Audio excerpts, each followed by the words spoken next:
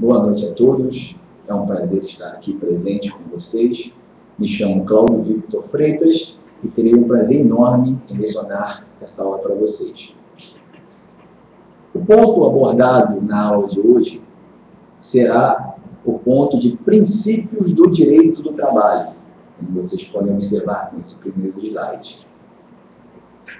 Antes mesmo de abordarmos os princípios do direito do trabalho, é importante observarmos algumas nuances acerca dos princípios de maneira geral. Primeiramente, como apontado, vocês podem observar no slide, gostaria de, ainda que sucintamente, falar sobre as definições e funções dos princípios. Os princípios do direito, conforme doutrina majoritária no direito pátrio, são a fonte de onde emanam as normas, de onde emana o estuário normativo pátrio e com base no qual se podem formular as leis que hoje temos em grande número no direito brasileiro. Além de ser esta fonte do direito, a fonte maior do direito, temos, segundo a doutrina majoritária, a função interpretativa, a função integrativa e, por fim, esta função por mim inicialmente abordada, que é a normativa. A função interpretativa é aquela pela qual se observa a lei, se observa o direito com base em interpretações do princípio, dos princípios do direito. Então, quando há alguma dúvida acerca daquela legislação, se buscará, através do princípio do qual ela emanou, a sua razão de ser, a sua finalidade.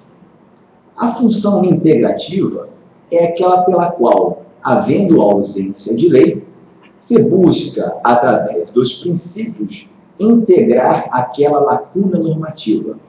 E, por fim, a função normativa, que é exatamente essa de dar origem às próprias leis. Pois bem, além dessa definição e dessas funções dos princípios do direito, é importante também observarmos a evolução que os princípios tiveram dentro do direito brasileiro. E essa evolução, eu posso informá-los que seria dentro daquela ideia pela qual os princípios seriam tão somente uma fonte interpretativa do direito, isso até meados do século passado, se entendia de forma pacífica, de forma quase que unânime do direito não nacional, mas assim também no estrangeiro.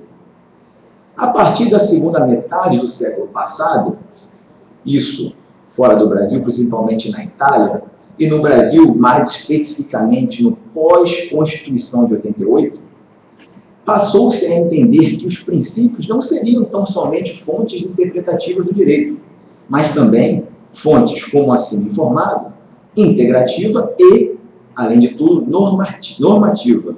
Então, teríamos as normas de uma maneira geral e teríamos regras e princípios.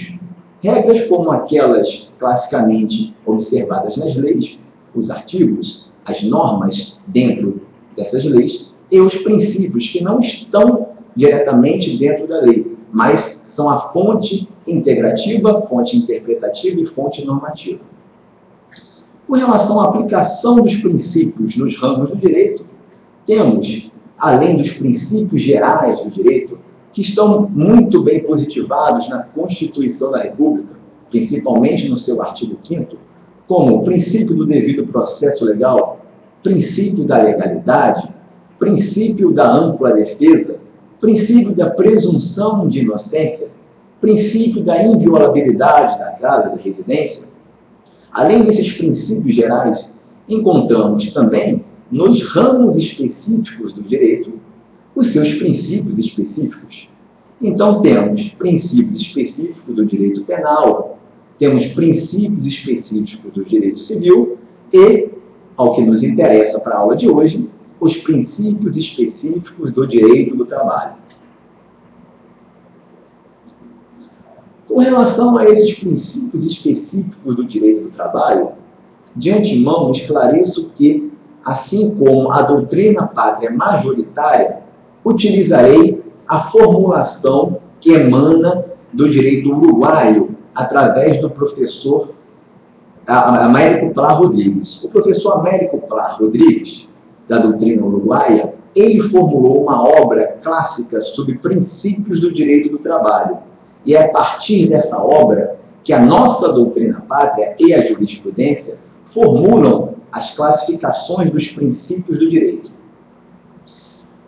Esclarecido isso, vamos aos princípios específicos do direito.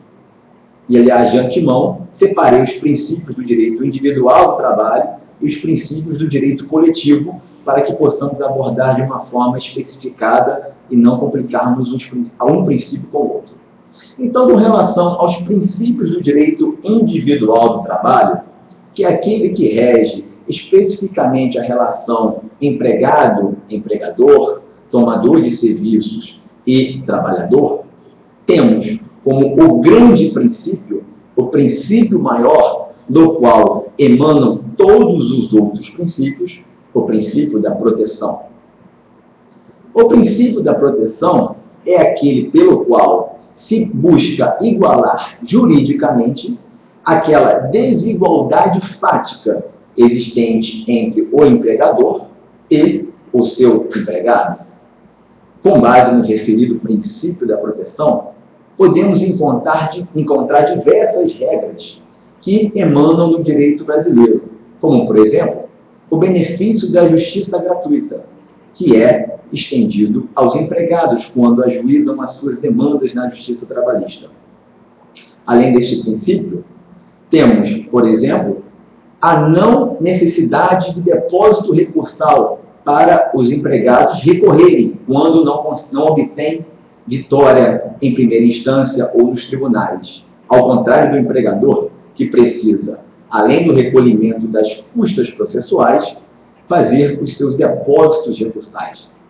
O princípio da proteção, igualmente, ele dá margem a interpretações pelas quais se beneficia o empregado dentro da sua relação empregatícia. Um outro exemplo, que pode ser citado com base no princípio da proteção, é aquela ideia pela qual presume-se que o contrato de trabalho é por prazo indeterminado. Tanto que, em havendo a sua anotação na carteira de trabalho do empregado, não havendo a especificação quanto ao prazo do contrato, ainda que de boca tenha sido avançado um prazo específico, presume-se que o seu contrato é por prazo indeterminado. Então, o princípio da proteção, vejam bem, ele é de suma importância, pois é o princípio mais importante do direito do trabalho e do qual emanam todos os outros princípios. Isso a doutrina majoritária aborda. E faço aqui só uma especificação com relação àquela doutrina do professor Américo Pla Rodrigues, do direito uruguaio. À época, quando elaborara a sua obra, na década de 70 do século passado, ele entendeu que o princípio da proteção, sendo o maior princípio do direito do trabalho, dele emanariam os princípios da norma mais favorável, da condição mais benéfica e da primazia da realidade. Então, atenção para essa especificação, pois ela vem do direito uruguaio, do professor Américo Pla, mas hoje em dia se entende que o princípio da proteção é aquele princípio pelo qual se emanam todos os outros princípios do direito do trabalho. Muito bem. Prosseguindo na abordagem dos princípios específicos do direito do trabalho, temos também o princípio da norma mais favorável. Esse princípio da norma mais favorável é aquele princípio pelo qual, em havendo mais de uma lei, mais de uma norma para tratar daquele trabalhador, para tratar daquela relação empregatícia, buscar-se-á aquela norma que for mais favorável ao empregado. E um exemplo classicamente citado é quando estamos diante de um acordo coletivo e diante de uma convenção coletiva que trata dos mesmos trabalhadores. Nesse caso, buscar-se-á a norma mais favorável no seu conjunto. E nesse caso, segundo a doutrina e jurisprudência quase que unânime, aplica-se a chamada teoria do conglobamento, pela qual se analisa todo o acordo coletivo e toda a convenção coletiva. E a partir dessa análise inteira de cada uma, se busca a norma mais favorável ao empregado. Também temos o princípio da condição mais benéfica, ou, segundo alguns, princípio da cláusula mais benéfica. Atentem para não confundir com o princípio da norma mais favorável. O princípio da norma mais favorável é com relação a uma lei ou com relação a um acordo e convenção coletiva. Já o princípio da condição mais benéfica, ela se refere a cláusulas contratuais, tão somente cláusulas contratuais. Assim, por exemplo, imaginando-se um contrato de trabalho, um contrato de emprego em vigor, e o empregador, posteriormente, ele venha a tentar modificar alguma das cláusulas daquele contrato de trabalho, como, por exemplo, redução de um adicional ou a retirada de um benefício que ele teria dado ao seu empregado anteriormente, essa condição não será mais benéfica a ele. E com base no artigo 468 da CLT e súmula 51, item 1 do TST, essa condição não será aplicada a aquele empregado que trabalhava até então. Mas, se, atenção, iniciando-se o labor de um outro empregado, a esse outro empregado poderá ser aplicada essa condição que, em princípio, não lhe seria mais favorável. Então, não há essa possibilidade de se modificar uma cláusula contratual já em vigor. Esse é o princípio da condição mais benéfica. O princípio da primazia da realidade, que igualmente possui suma importância no direito do trabalho, ele é aquele princípio pelo qual se busca a verdade real da relação laboral.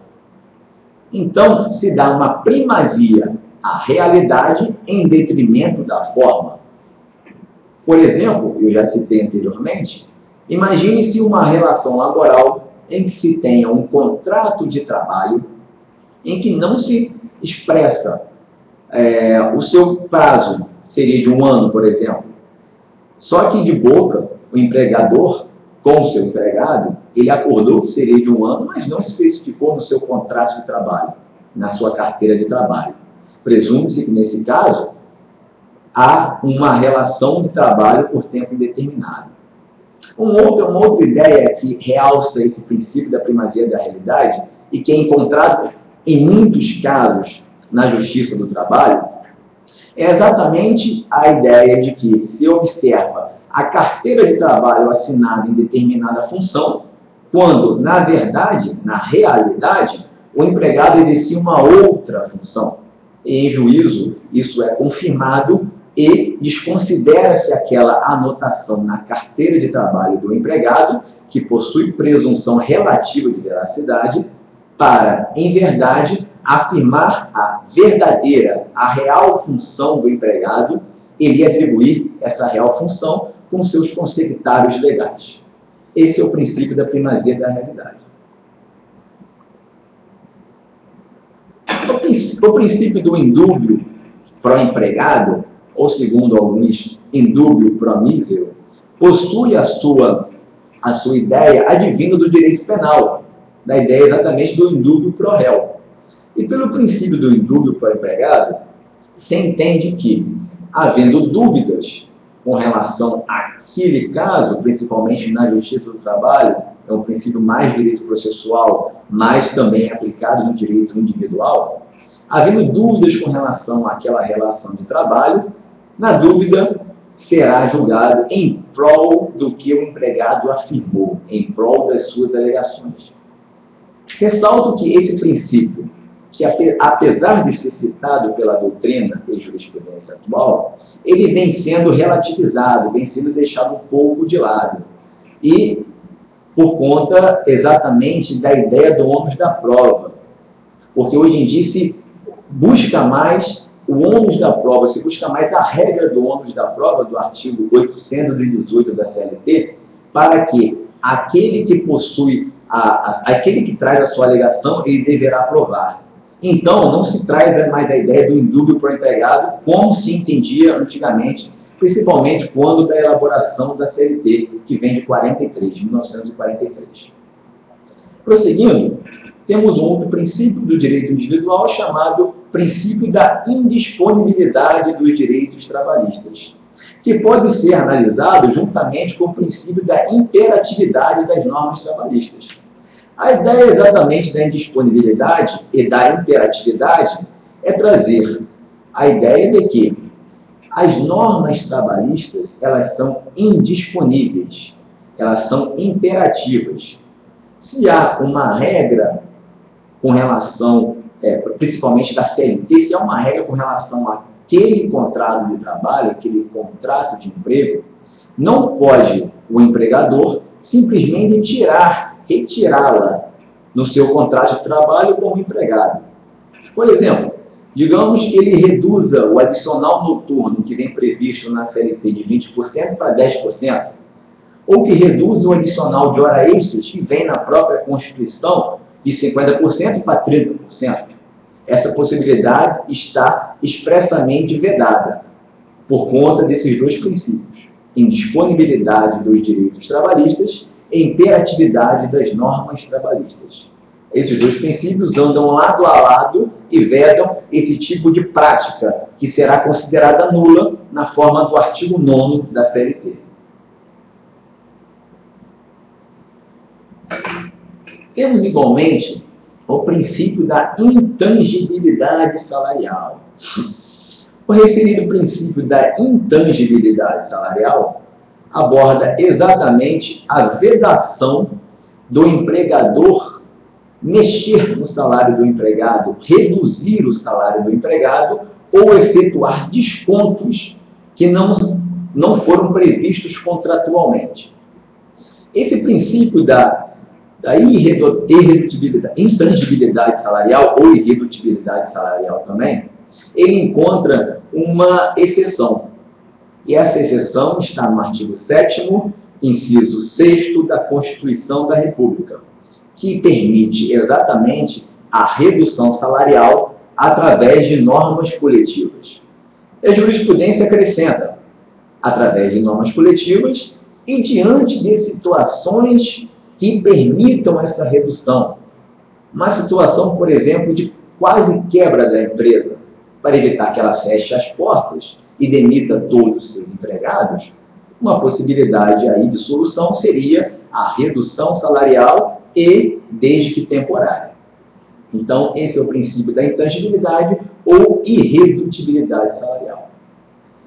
Também temos o princípio da inalterabilidade contratual lesiva. Esse princípio vem expresso no artigo 468 da CLT. O referido dispositivo versa que é expressamente proibido a alteração contratual sem a anuência do empregado e ainda que lese os seus direitos.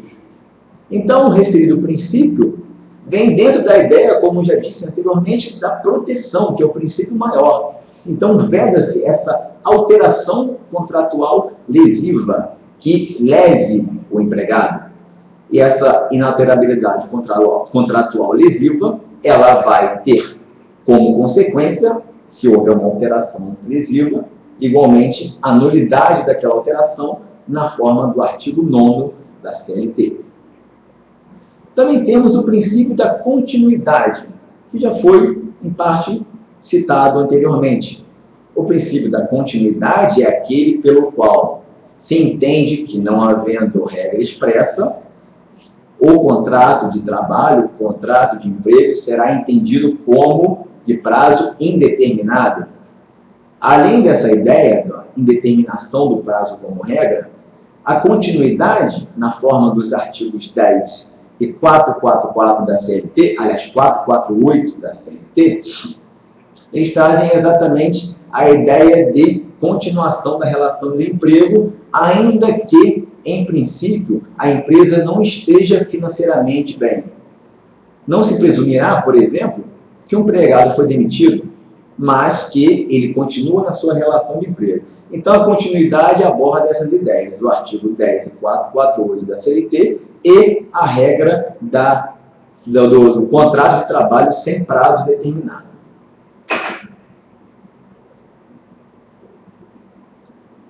Também temos o princípio da despersonalização do empregador. O referido princípio da despersonalização, ele, ao contrário do empregado, que se exige uma pessoa física, na forma dos artigos 2º e 3º da CLT, os requisitos da relação de emprego, para o empregador não há necessidade de ser uma pessoa física. Pode ser uma pessoa jurídica, tranquilamente. Então, o referido princípio da despersonalização do empregador não exige que o mesmo seja uma pessoa física.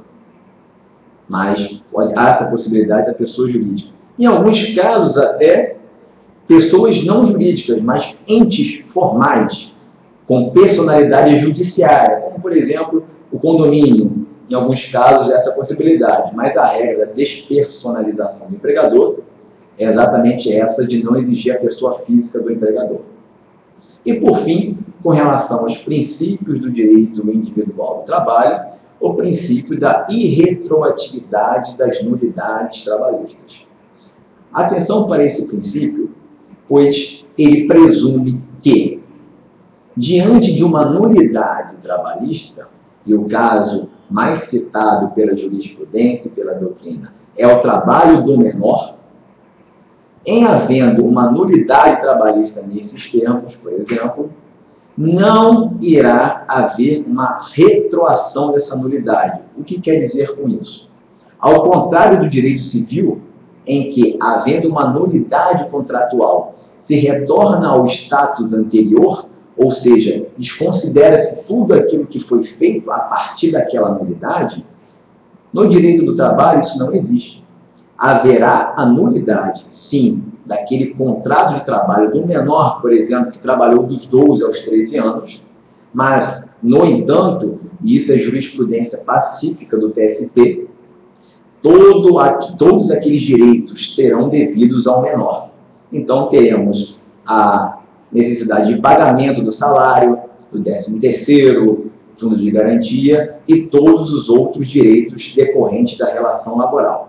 Então, o princípio da irretroatividade das nulidades trabalhistas, ela é contrária exatamente ao princípio da retroatividade das nulidades do direito civil. Então, atenção para esse princípio. E aqui, esses são os princípios do direito individual do trabalho.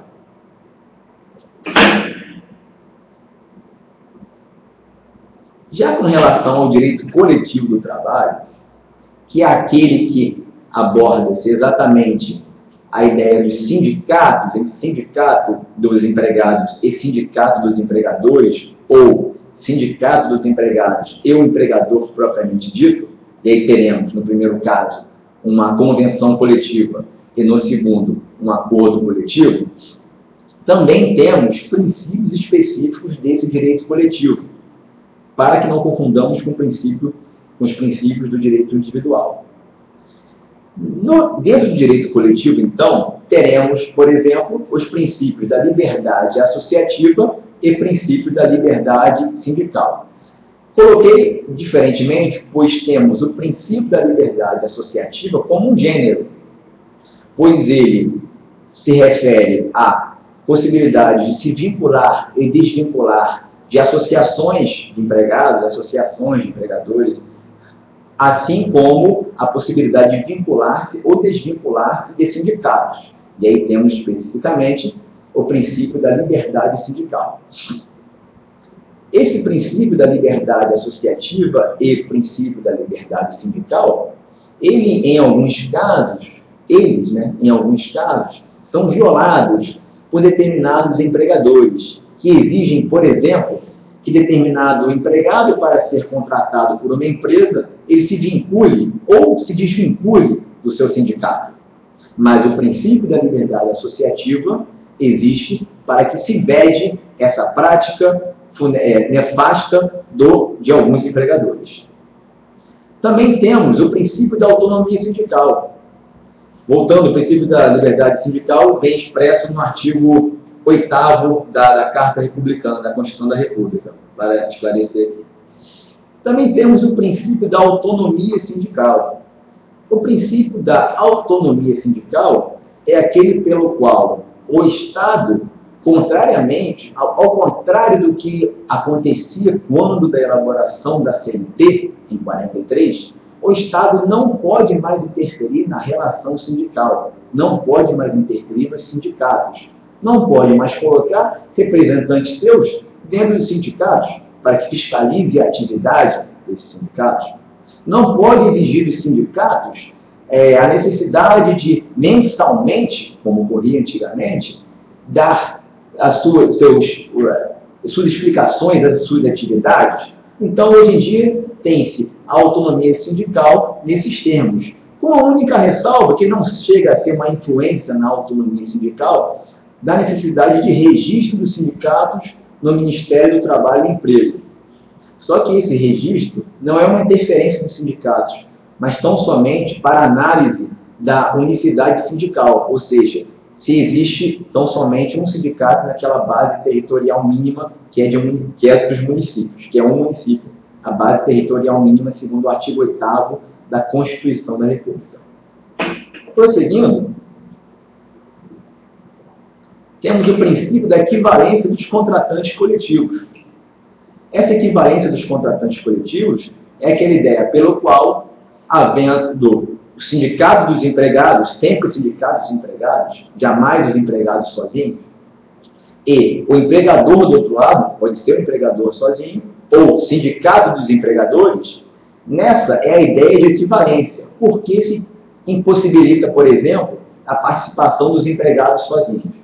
Pois, com a intervenção dos seus sindicatos, é como se equivalessem as partes. É como se transformasse o empregado sozinho num ente coletivo e aí ele se equipararia ao empregador e teria mais força para poder barganhar determinadas cláusulas. Também temos o princípio da interveniência obrigatória do sindicato dos trabalhadores nas negociações coletivas. Então, atenção, interveniência obrigatória só do sindicato dos trabalhadores. E com relação ao empregador, pode ser o empregador sozinho ou através dos seus sindicatos.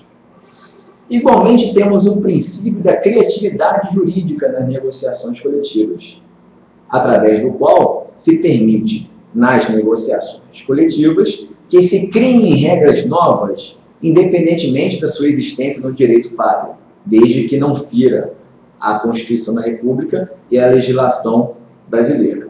Então, teríamos a possibilidade de criação de determinadas gratificações, a ampliação de adicionais dentro dos acordos e convenções coletivas, mesmo que não estejam previstos em lei ou na Constituição. E, por fim, o princípio da adequação setorial negociada, que foi elaborado pelo atual ministro do TST, Maurício Godinho Delgado. O referido princípio da adequação setorial negociada, ela traz a ideia de que, para haver uma negociação coletiva entre as partes, ela deverá, primeiramente, respeitar a Constituição da República e ela deverá transacionar direitos. Não poderá haver uma renúncia de direitos por parte do empregado, ou seja, dos sindicatos dos empregados, mas uma transação que seja setorialmente benéfica a ele e desde que, repito, não fira a Constituição da República e os direitos mínimos dos trabalhadores. Eis o princípio da adequação setorial negociada. E agora abriremos para perguntas. A pergunta vem do Wilson Borges, que é a seguinte: professor, achei a aula ótima, parabéns, muito obrigado, Wilson. Queria perguntar se o empregador falta uma audiência na Justiça do Trabalho, a matéria de fato alegada pelo trabalhador é considerada verdadeira? Isso também é princípio indúbio para o empregado?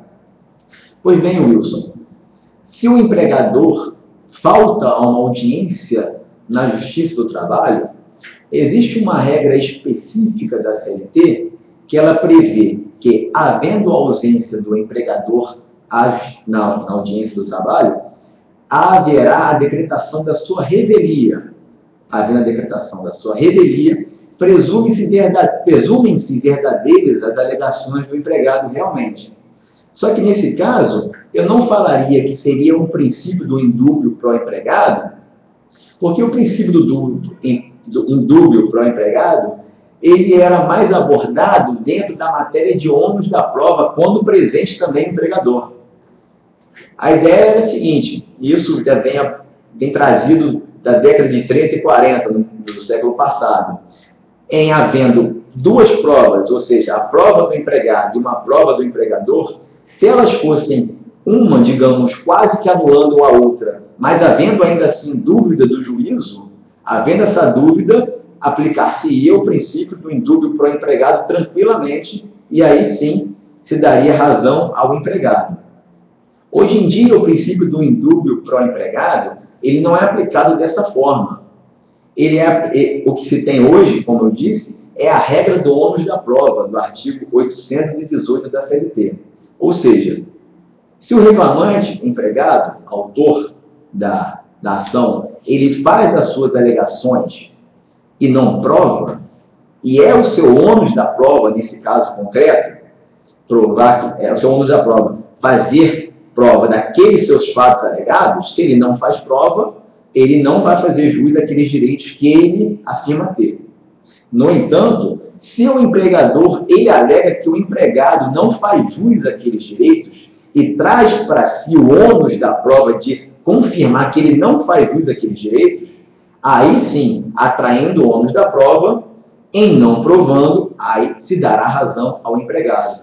Mesmo que haja essa dubiedade, essa dúvida com relação ao caso concreto. Então, a ideia hoje em dia é exatamente ônus da prova. Quem tem a possibilidade, a capacidade, a competência de provar aqueles fatos alegados, se não provar, não restando provado, se dará razão à outra parte. Enquanto que antigamente, mesmo sendo provado, mas ainda assim havendo uma dúvida, o princípio do indúbio pro empregado era aplicado de forma unânime e não se daria nem margem a outras discussões posteriores. Então, essa é a ideia da aplicação do princípio do indúbio pro empregado. Eu sei que as nuances são bem pequenas, né? Mas existem essas diferenças aí sim.